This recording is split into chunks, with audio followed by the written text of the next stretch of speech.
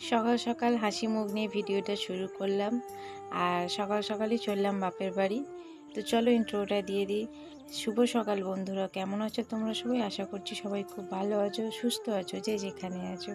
হাওড়া জেলার ছোট্ট একটি গ্রাম থেকে আমি প্রিয়া, আমার ব্লগ চ্যানেলে তোমাদেরকে জানি অনেক স্বাগত, অনেক ভালোবাসা। বড়দেরও প্রণাম আর ছোটদেরও জানি অনেক ভালোবাসা। এখন প্রায় বাজে 9টা। তো হঠাৎই বাড়ি থেকে ফোন আসায় চললাম বাপের বাড়ি সকাল সকাল সেজে গুজে। তো ভিডিওটা দেখতে থাকো, কেন যাচ্ছি বুঝতে পারো। তো ফাইনালি বন্ধুরা, এই আমি এলাম ঘরে। এখনো দেখো কাপড়ও ছাড়িনি, এত গরম কি বলবো। এখনো জলও খাইনি।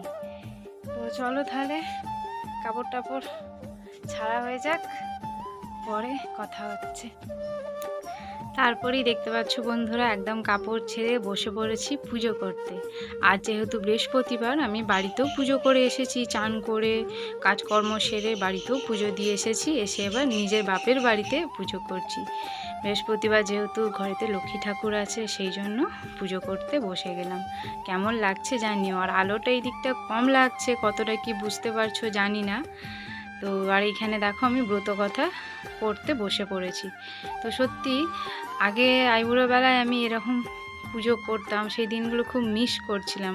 আজকে যে আমার সেই দিনটা পূর্ণ হবে বা মনের আশাটা আমার সফল হবে, আমি ভাবতে পারিনি বন্ধুরা। সত্যি আমি খুব খুব খুশি। আজকে মনে এতটা শান্তি পাচ্ছি, তোমাদের আমি কি বলবো, বলে বোঝাতে পারবো না। আগে ঠিক আমি এরমভাবেই পুজো করতাম।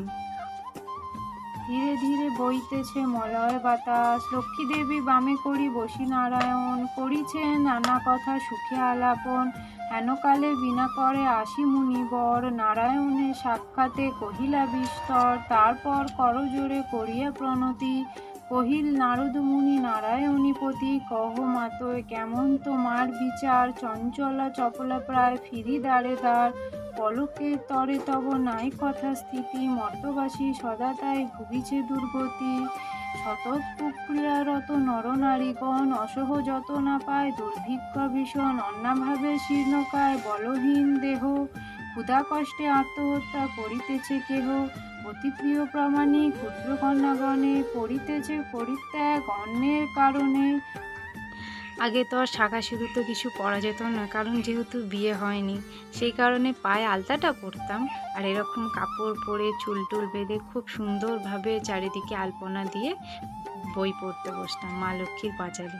আর এখন দেখো শাঁখা সিঁদুর পলা সমস্ত কিছু পরে একদম লক্ষ্মী বইয়ের মতন বৃহস্পতিবার মায়ের পুজো করে পাঁচালী নিয়ে পড়ছি।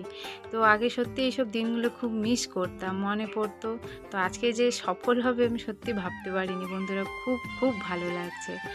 আর সত্যি বিয়ের আগের জীবন আর বিয়ের পরের জীবন সত্যি কতটা পরিবর্তন হয়ে যায়, আর নিজেদেরও কতটা পরিবর্তন করেও দেয়, তাই না বলো বন্ধুরা?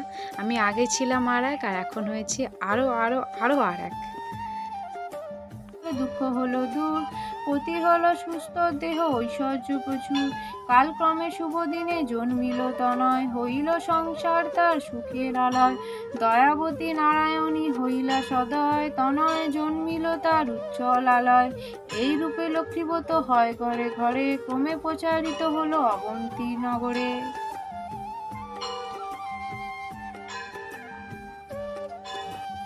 তো আমার মা লক্ষ্মীর ব্রত কথা পড়া সম্পূর্ণ হলো। তো অনেকটাই বড়, তো তোমাদের সবটা শোনাতে পারলাম না, তাহলে প্রচুর বড় হয়ে যাবে ভিডিওটা। আর আমার ঠাকুমা পাশে বসে আছে, তার হাতে ফুল দিয়েছিলাম, আমার হাতে ফুল দিয়েছিলাম, দিয়ে মায়ের পায়ে দিয়ে দিলাম। আর এই যে দেখো এবার মায়ের কপালে একটু করে সিঁদুর দিচ্ছি। তো আমি উলুধ্বনিটা খুব একটা দিতে পারি না বন্ধুরা, সেই কারণে উলুধ্বনিটা দিলাম না, এমনিই সিঁদুর পরালাম। আর কেমন লাগছে অবশ্যই জানিও। পুজো করলাম, কত সুন্দর, আর কত ফুলও পেয়েছি আজকে জানো, ভীষণ ভালো লাগছে। আর দেখবে অনেক সাদা ফুল আছে, ওই যে গন্ধরাজ ফুল দেখতে পাচ্ছ, এগুলো আমাদের গাছের ফুল। প্রচুর ফুল হয় গাছটাতে, মানে এত ফুল হয় এই সিজনটাতে তোমাদের কি বলবো। আর আমাদের গোটা ঘর গন্ধে পুরো মাত হয়ে থাকে। তো যদি আমার কখনো সুযোগ হয় বা সুযোগ পাই, আমি তোমাদেরকে দেখাবো গাছটার ভিডিও করে। তো জানি না সুযোগ পাবো কি না, তো আমি তো আর থাকতে পারবো না, চলে যাব, যদি হয় দেখাবো। আর এই যে দেখো নিজেই একটু পরে নিলাম মায়ের সিঁদুর একটু। চলো আমাদের ঠাকুরগুলো তোমাদের একটু ঘুরিয়ে দেখিয়ে দিই।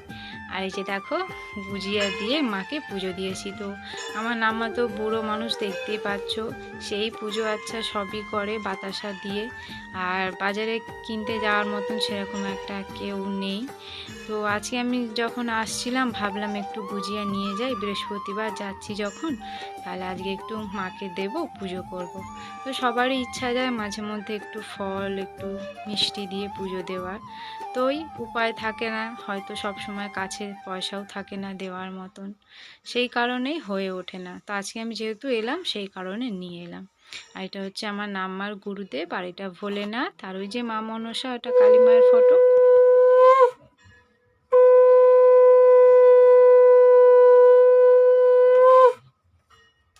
তো ঘন্টা তো বাজাতে নেই, মায়ের কাছে শঙ্খ বাজিয়ে দিলাম।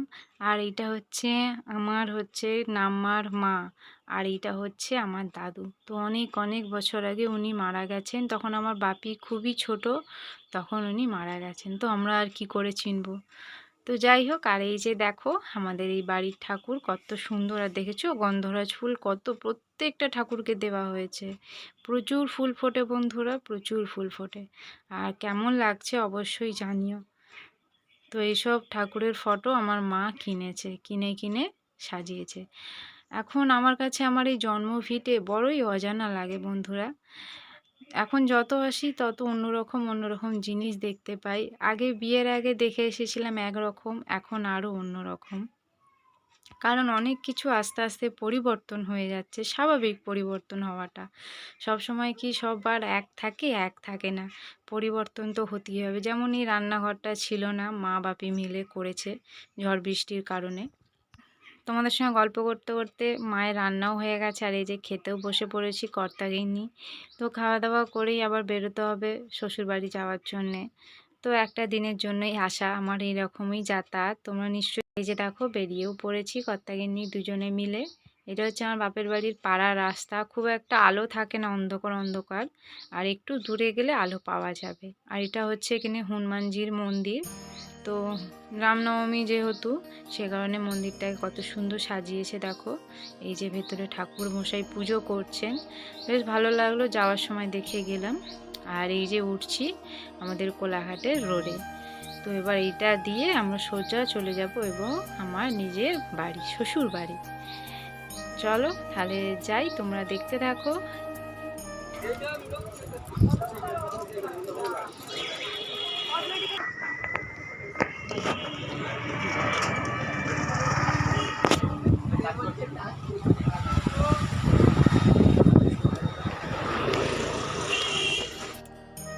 আমার না সাইকেলে করে যেতে ভীষণ ভালো লাগে, বিশেষ করে আমার বরের সাইকেলে। আর কারোর সাইকেলে সাহস করে ভয়ে উঠতে পারি না। তোর সাইকেলে যেখানেই যাই সাইকেলে করেই যাই, সাইকেল ছাড়া তো আমাদের আর যাওয়ার কোনো রাস্তা নেই। তো সাইকেলটাই আমাদের একমাত্র ভরসা। তো যেখানেই যাই সাইকেলে করে, আর ভীষণ ভালোও লাগে। আরও খুব সুন্দর সাইকেল চালায়। আর এই যে দেখো এবার সিঁড়ি দিয়ে উঠছি, উঠে ওই ব্রিজটা ধরে সোজা চলে যাব বাড়ি। তো অন্ধকার, এখানে তো খুব একটা লাইট নেই, সেই কারণে। আর ওই শেষবারের মতন দেখিয়ে দিলাম আমাদের বাপের বাড়ির কোলাঘাটে শহরটা। চলো এবার চলে যাচ্ছি আমার নিজের গন্তব্যস্থলে, যেখানে আমি থাকি এবং আমার পরবর্তী জীবন যেখানে কাটাবো। এই যে সিঁড়ি দিয়ে বর এরকমভাবে সাইকেল তোলে, কাজে যাওয়ার সময় আসার পথে এরকমভাবে অনেকটাই কষ্ট করে তুলতে হয়, সেই নিচ থেকে ওপর অবধি। ব্যাস এবার নেমে পড়বো ব্রিজে। আর এই ব্রিজের ওপরটা সত্যি এত সুন্দর একটা জায়গা, উঠলে এত ভালো লাগে কি বলবো। দুই দিকে গাড়ি যাচ্ছে, সারি সারি লাইট জ্বলছে, কত সুন্দর দেখতে লাগে। তেমন সুন্দর ঠান্ডা হাওয়া, নদীর হাওয়া, এত ভালো লাগে এখানে। কত সুন্দর দুজন মানে জোড়ায় জোড়ায় সব বসে থাকে কত রাত অবধি, ভীষণ ভালো লাগে। এবং বেশি রাত অবধি এখান থেকে কোনো মেয়ে না যাওয়াটাই ভালো। আর ওই যে দেখতেই পাচ্ছ দু সাইডে রোডে গাড়ি হাঁ করে ছুটছে। চলো একদম বন্ধুরা বাড়ি গিয়ে দেখা হচ্ছে তোমাদের সাথে। কেমন, এই যে আমার গন্তব্যস্থল চলে এসেছি, দেখতেই পাচ্ছ টর্চ জেলে জেলে যাচ্ছি, মানে আমাদের শ্বশুরবাড়ির পাড়ার রাস্তাটা। এখানে সেই কালী মন্দির একটা আছে, ওই যে কালী মন্দিরটা। আর এই যে আমার বাড়ির রাস্তায় প্রবেশ করলাম। দুজনে মিলে টর্চ জ্বেলে যাচ্ছে। এই দিকটা না বড্ড অন্ধকার, পোস্টারের লাইটটা কোনোদিন জ্বলে আবার কোনোদিন জ্বলে না, ডিস্টার্ব হয় কিছু নিশ্চয়ই। অনেকবার সারানো হয়েছে, তাও সেই একই জিনিস। তো আমরা যেখানেই যাই আমি টর্চটা সঙ্গে করে নিয়ে রাখি, জানি তো অন্ধকার রাস্তা, টর্চটা প্রয়োজন হবেই, সেই কারণে টর্চটা নিয়েই চললাম।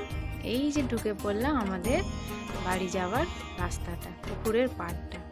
তো চলো বন্ধুরা, আজকের মতন এইটুকুই রাখছি। কেমন লাগলো অবশ্যই কমেন্ট করে জানিও ভিডিওটা। আর দেখা হচ্ছে পরবর্তী কোনো নতুন ভিডিওর সাথে। সবাই খুব ভালো থেকো, সুস্থ থেকো। আর ওই যে আমাদের মন্দিরে দূরে আলো জ্বলছে, দেখতেই পাচ্ছ। আজকে সারা দিনটা তোমাদের সঙ্গেই কাটালাম। কেমন লাগলো আমার আজকে সারা দিনটা সেটাও জানিও, পুজো আচ্ছা সমস্ত কিছুটা। আর আমার ভিডিও যদি ভালো লেগে থাকে অবশ্যই আমার চ্যানেলটাকে সাবস্ক্রাইব করে দিও। তো চলো তাহলে আজকের মতন সবাইকে জানাই শুভরাত্রি। দেখা হচ্ছে পরের দিন নতুন ভিডিওর সাথে, নতুন দিনে। আর কোথাও গেলে তো বুঝতেই পারছো ঘরদোরের কি অবস্থা হয়ে থাকে, সে প্রত্যেকটা মেয়েরই হয়ে থাকে। এইটা পরবো না ওইটা পরবো, যে কোনো মানে একটা তো পরবো, কিন্তু হাজারটা জিনিস বার করে ফেলা হয়। সাজগোজেরও তেমন।